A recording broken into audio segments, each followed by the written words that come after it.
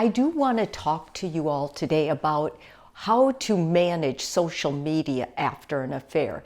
I want to talk about it because I feel like, as a therapist specializing in this area, many couples after an affair, it's not the line, it's not what happened, it's not the breakdown that ends it or makes you so angry. It's what the aftermath is. And that aftermath is usually where the partners turn to kind of talk about it. They want to feel validated. They want to feel some support. And so they oftentimes will turn to social media. And what you post during that time makes it so fragile. I mean, you're posting something about a delicate situation. So as a therapist, and in a way on this video as your therapist, I'm going to walk through some considerations that I think are very important after betrayal, after an affair, for the two of you to think about. And I don't care if you're going to try and mend it, you're going to try to make it work, or you're going to split. What you post is going to reflect on you, not your partner. So it's very important that you use that same integrity, that same sacredness that you had for the relationship to hold your head high and really come together in regards to boundaries and promises about what you'll post. So the first thing I want to tell you is resist emotional posting. Yes, you feel betrayed. Yes, you feel cheated. Or if you're the cheater, you may have excuses. You may have reasons. None of that matters. You should not post in that state of mind.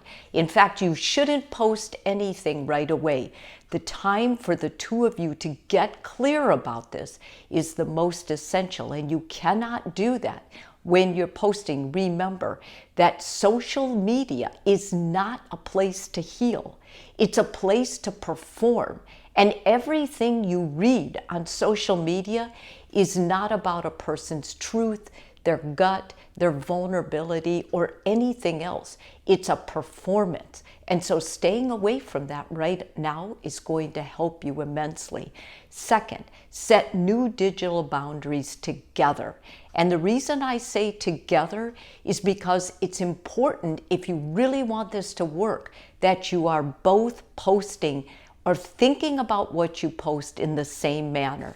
So especially if you're going to work this relationship out, then I think these are essential. Unfollow or block the affair partner. Make social media accounts private.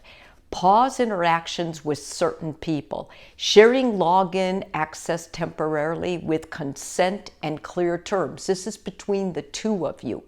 Ask each other what would help you feel safer online right now. You can see where if you ask that question and you follow what your partner says, you are already starting to rebuild some trust that is vastly been broken. These aren't permanent rules. These are temporary tools for rebuilding. And that's why they work. I want you to understand this before you go forward with whatever you are thinking about in the aftermath of an affair. Take a social media break. I think this is the best advice I give couples. It's like, if you guys want this to work, I want you to stay off social media. And then when you talk to each other, you might say, let's take 30 days off and focus on our real life connections. Or this isn't punishment for either one of us, it's protection right now. If we're going to rebuild trust, or no matter what, if you're not working on healing the two of you, you still need to heal your space, your own person, right? So you need that 30 days off of social media, because you're going to be too tempted. You're going to scroll, you're going to feel worse about yourself, worse about the relationship.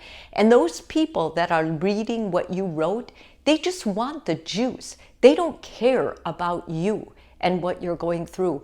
And you need to understand, these are not real connections. These are virtual, and they have a different attachment, if any, to you. Keep reconciliation private. This is not a time to talk about what you're doing, where you're going to get help, who's supportive, who's not, whose fault it was, whose it wasn't.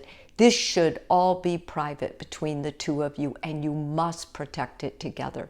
Be mindful of each other's triggers. If you know your partner has abandonment issues and yet they went out and cheated, then you already know how to twist it and make it so that it can really hurt them. That isn't going to help you. You're not going to feel better, and it's not going to help them either. It's not going to help the two of you. And think about it, guys. Even if it doesn't work out, more than likely you could have a kid together, or some kid is influenced. Do you really want to do that to them? No, most people will say outrightly, no, I don't want them hurt. So please, as much as you can, be mindful and respectful of each other's triggers, and don't try to push them right now. Everybody's hurting. It's a fragile, delicate situation. Don't make it worse by you not controlling you. Rebuild trust digitally. I think if you're going to eventually make it work, then the two of you are going to have to rebuild your trust in being okay with your partner posting stuff again, right? So what's going to happen is the two of you are going to come together. Whoever you choose, the goal is openness, not surveillance. I mean, basically, if you choose your partner again, you can't be on them 24/7. But I do think, and I do counsel my clients, that if you guys are going to work it out and you're going to stay married, all passwords must be shared. You must have a joint photo. Your photos have to include your partner all the time. I want you to change your semantics to, instead of I, we.